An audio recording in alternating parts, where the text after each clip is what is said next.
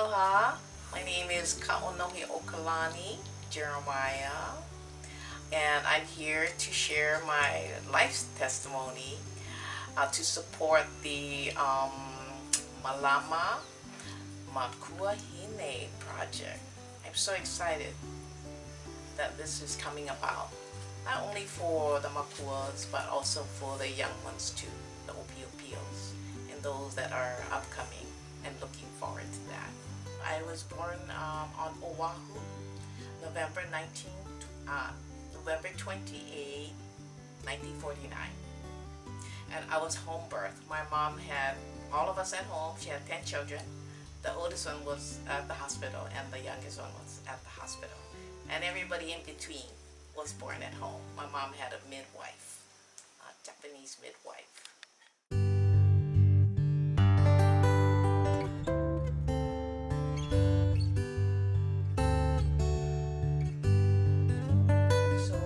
We grew up in, it's called Kalawahine Place, and this was a place that was awarded to Queen Lili'uokalani's kahiko, wahine, dancers. My tutu, Pele Wahine, was one of the dancers for her halau, all women, kahiko halau. Yes, and so this was the place that she awarded to her caretakers, yeah. So, and they were actually farmers and planters. We had a natural stream flowing through it to feed our kalo. So in my my birth and in the raising of me, I learned all about the kalo. The kalo is my ohana. So wherever I go, I have kalo. They're my relations that we speak of. So.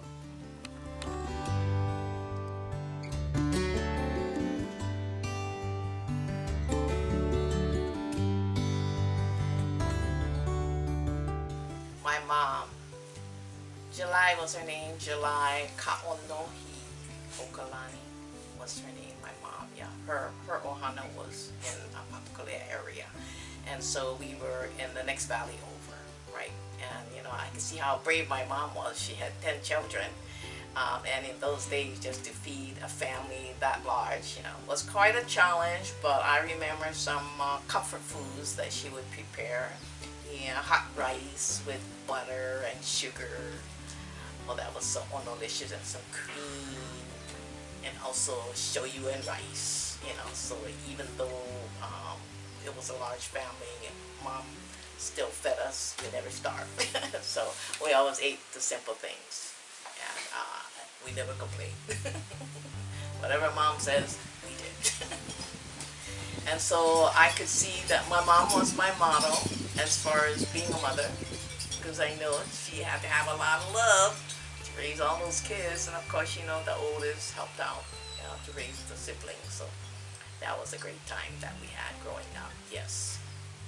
And you know, going through life, and interesting enough, because we ended up being evicted from Hawaiian homelands because of the situation about the water, you know, taking the water away and moving it to the next subdivision. So pretty much they starved us out, so we had to go. And then we went to the next valley and we had to go again. So in my life, I was evicted 4 times from Hawaiian lands. How you like that? And so, but you know, we moved forward. That was my mom's way, always moving forward, no matter what the challenges might be at hand. And we ended up houseless for 8 years. And then the last year, we ended up in the bushes near Makapu'u, you know, Sea Lake Park. So we were living there for a year. We were kids, you know, so it was fun. And mom and dad, you know, provided for us. So I'm so grateful for that experience in my life. Helps me to appreciate my parents, appreciate what we have, which is really important. You know, sometimes we put too much emphasis on things. No, Aras, you know, of course the parents like, yeah, take the kids, you know, summertime, yeah, vacation Bible school, right? And they come and pick us up, yeah, and take us to the church, you know, and that's when we would learn about Jesus, you know, songs and stories about Jesus. That was my first, well, actually, my mom was a Catholic. So when we went to the Catholic church, you had to stand up, sit down, kneel, and all of that. And I was 7 years old. And then there was Mary carrying Jesus, and then there was Jesus, I think, the statues. And so when I was looking at it, and I said, oh, where's Jesus and where's God? You know, why are we doing these things? Standing up, kneeling, you know. It didn't make any sense to me. And so that's when I started questioning it. You know, where's God? Where's Jesus? So I read the word. I read it several times because I became a teacher. And I would teach that, right? And the thing about us being Native people, when you read the history of that story, you actually can go there and you can actually see it. Like, say, the Holy of Holies, you know, the candlestick and all of that. You can actually see it, like transport to that place and be in it. So when I would tell stories, I could actually take people to that place. You know, like visualize this. This is the table, the altar. These are the different holy pieces. You know, can you see it? Yeah. And so they would look forward to my teaching. You know, it's like, wow, what's the next story? Because we would do all kinds of things, you know, artistic things, you know, we had puppet shows, we had dramas, you know, we had music. We did a yearly Mother's Day, you know, that whatever gift you have or talent you have, can share it on that day for mothers, yeah. And so we had music, you know, poetry, all these different kind of activities, you know.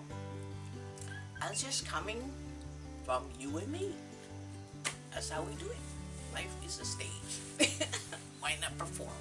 So I think we turned out to be really good kids because of the way my mom disciplined us. I didn't have to discipline my kids, you know. You just had to love them.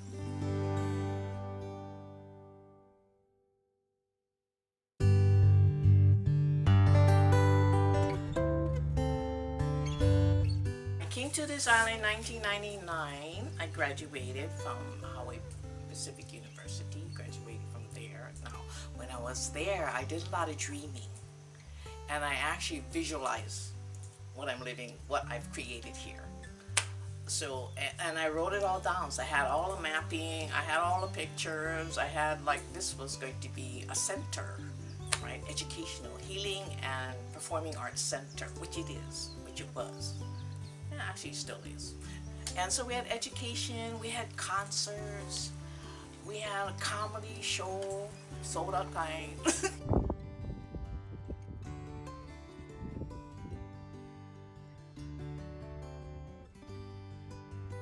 I live on Hawai'i Island on the east side, Puna, in Leilani Estates. And I chose this place, but actually I didn't choose it, it chose me. So I acquired this land. Now when you come into the land, you stand before the land and you ask the land, where should I put my dwelling? Where shall I build my home, right? And the land will actually show you the pathway to get to it.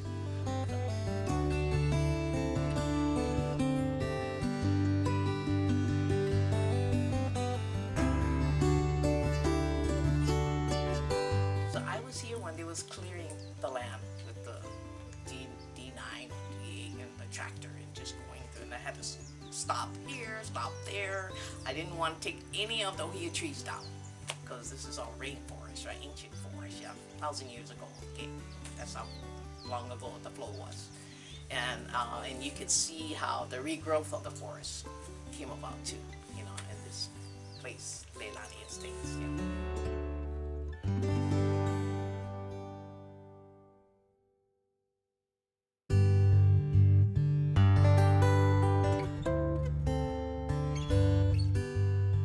So 2018, Billy decided to come and dance into our community. Unaware.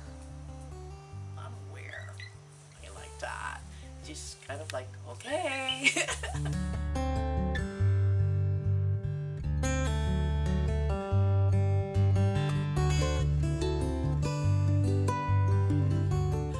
Pelly tells me, yeah, she talks to me. Okay, you need to get ready. Go pack your bags and get the animals ready, cause I got me. It's like packing all that, right? My partner, Deborah, said, "What are you doing?" I said, "Well, Pelly said we need to get ready, cause we're gonna kihele, right?" Boom!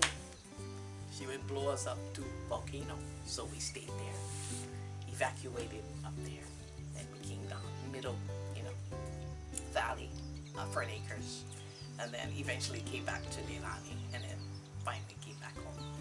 Yes, it's a grateful. We had a lot of loss in Leilani, but Leilani is resilient. We had a resilient conference over here, to bring about education, to help people cope, help people go through it, and see their place in it, like the character of it, the story.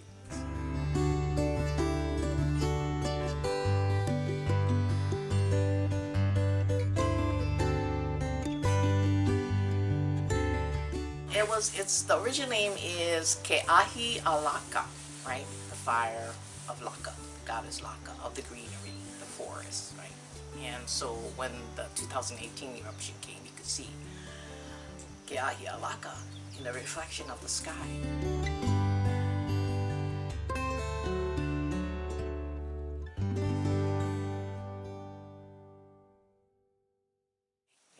And it was mesmerizing, and it was 2 streets down. That's where Fisher 8 came. Yes, and so people were afraid. There was a lot of panic going on, but there was a quick response, it seems, maybe the day after, and that's when the county started to come in, and then FEMA came in, so all of the services came in to provide for all of the communities that was affected by the eruption. Yeah. We lost about 750 homes in Leilani, and some relocated, some have moved back, actually rebuilt. Yeah, mostly it's nurseries. Yeah, easier to set up a nursery than to think about building a house down there. Yeah, so I'm hoping that Leilani will adopt the tiny house program. So we need to push that one. I would like to see that. I mean, I don't have a tiny house, but I would love to see tiny houses. I think that they're very creative. And makes more sense in these days and in our area. That way people can take their homes with them. I was sharing that I dreamt about my place and in my visions, yes. And that's what I would totally like to encourage each one of you to dream the impossible dream, because it's true. And to visualize and to manifest, because you can.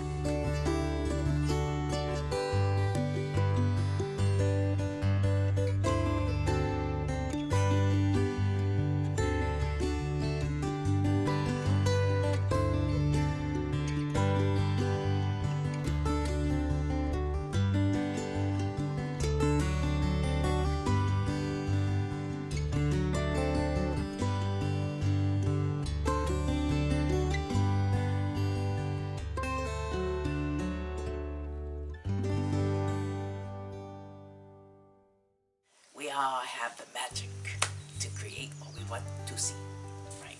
And be who you want to be in what you like to see. That's what I do. So I built this home, and I thank my husband. I had to kind of take a detour because I wanted to be all of me. Okay. I mean, I'm a mom, I'm a sister, an auntie, and all those things, but there was something missing in my life, right? And just having to be true to myself. Really, that's whatever it is that's in you is you. That's the truth of yourself. So you have to be able to breathe and live freely the truth of yourself, right? And so we had that separation, and I was able to acquire this home. And I said to myself, I want to build a home Hale style. And so I was able to find this 12-side multifaceted redwood cedar house. So it's a wood house. So living in the forest, you need to build a wood house, not pressed wood, but wood, because it's natural like the trees. So you build a wood house, yes. And I created this place to be a Performing and Healing Arts Center. So I've done that for like 10 years, 10, 15 years. And then the eruption came, so things had to change. And then the virus came and change again. But I like the change. You know, to be safe is really important. I mean, this is the core of who you are, to be safe, you know, and to have that support around you, to be safe with, you know. I think that's where we gain our strength with each other, our wisdom through sharing, our experience that we can offer to each other, you know, our gifts and our talents, right? So that's what I give to the future. To my newest one, Wai Puna, Lili'uokalani, Christopher Heller.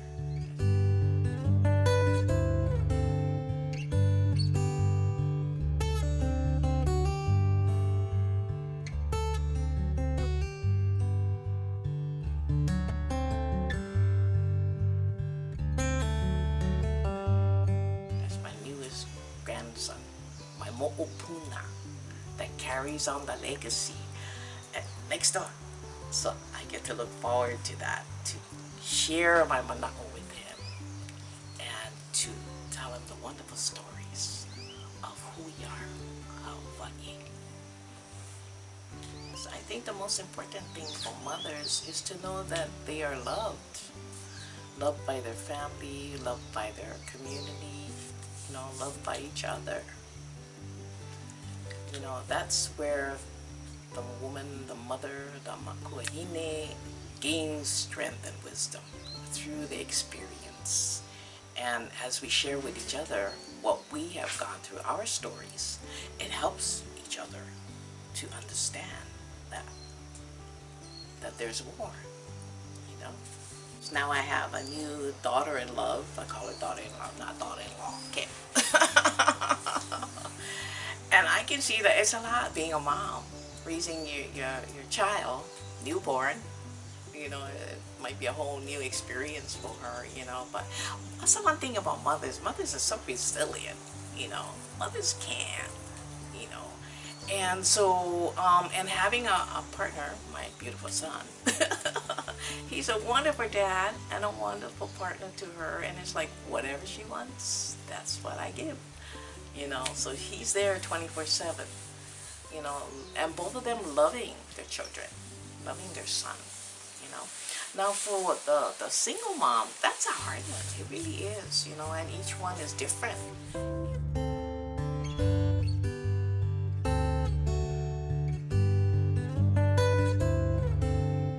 It's the community and the family that helps to raise the children, the child, right? And it's our support too, as women, right? And so in raising the children and learning about that, you know, was quite an experience. Actually, I experienced a lot before I even went to school. You know, I was 45 years old and I went to college. A friend of mine at work says, you should go to college. I said, really? I never thought about that. Okay, so I took one class, actually did really well. And then I said, okay, well, I'll just go and take a whole semester and see how I do. And thank you, Bishop Estate Kamehameha Schools, paid for my education throughout my learning. And so it led me to, what do I want to study about? Because I love all of the sciences. But I said, okay, I'll just, because I was in food service for 20 years, I said, why not go for human service? And then I could learn a lot about, you know, the services out there for our community and what the needs were. So I did, and I got human service degree, you know, to work in that industry of providing services for our community. Yeah. So I was lucky because I had a job here when I graduated, and I was able to work in the human service field on island of Hawaii for 10 years, and I work from infants. So I actually work for BISAC, moms and babies, for the infants, and supporting the moms and creating different kind of programs to support them, to allow them to speak about their frustrations and misunderstandings about a lot of things. Raising the kids, you know, knowing the way to raise them so that the children feel safe with the mom and the dad, hopefully. And then I went into the youth interim home, where they had houses for the teenagers, and also for the young people, and then also for the families. So I was able to see all of the services on this island and on the east side. And I had many opportunities from my boss, who allowed me to create other programs within their program to meet the needs of our local people, especially because we have different ways, you know. And a lot of times services bring mainland models, and sometimes it doesn't apply to us. So we have to have the local way of being a parent, being a child, being a teenager, being a young adult, and being an adult, you know. Even me, I'm a kupuna. I'm still learning, but I love it. But I love being a mom. I love being a nana. I love being the grandma, because I get to share my wisdom and my experiences and the ancestry and the history, you know. I'm actually a college kupuna, because I can teach them all kinds of different sciences. I'm also a poet and a musician, a composer. I write music, and it's all about nature and Hawaii, and drummer and all that wonderful art and craft. Yes, thank you. Okay, so I wanted to also share the process of acquiring my home, as I spoke before, that to visualize, you know, and to dream is to manifest what you'd like to see.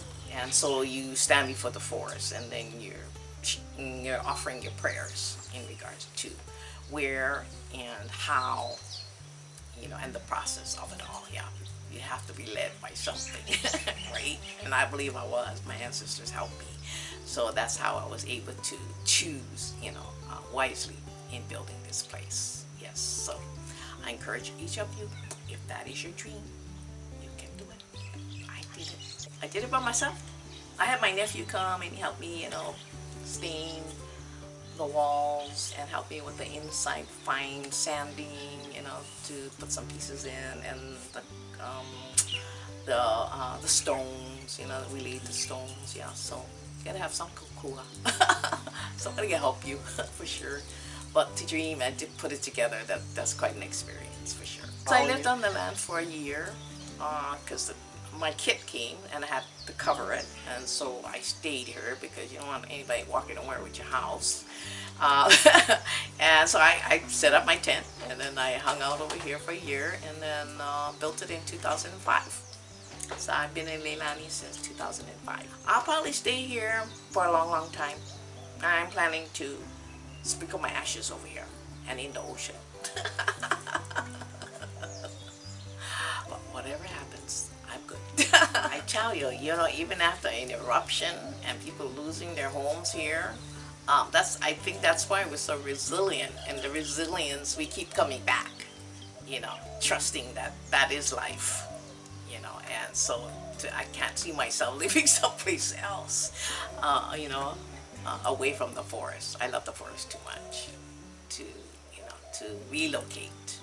But if she came, it's all good. No matter where I go, it'll be home, right? Yeah, I'm not worried about that.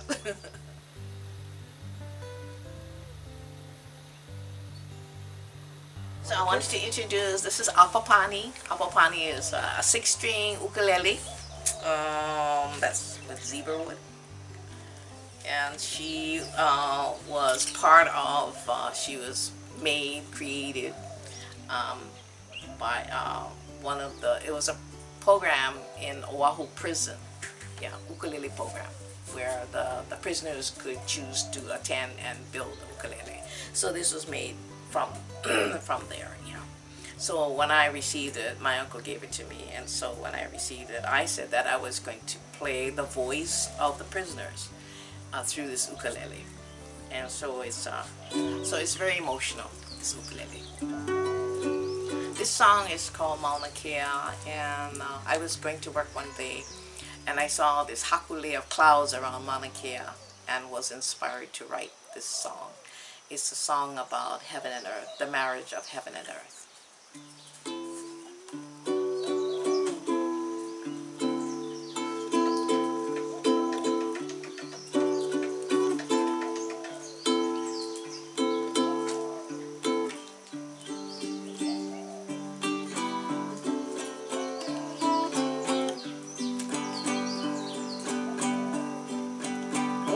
Mauna Kea, I see